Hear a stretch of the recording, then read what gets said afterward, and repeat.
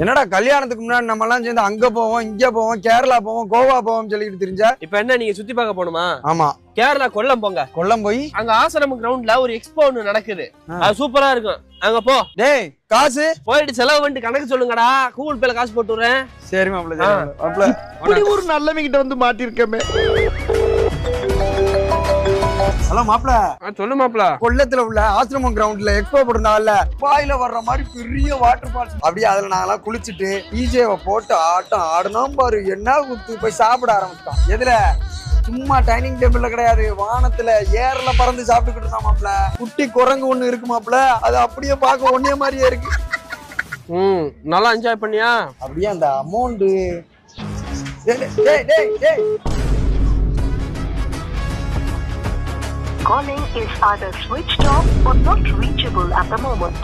ஊர் பேர் தெரியாத ஊர்ல கடந்து சாவுங்கடா.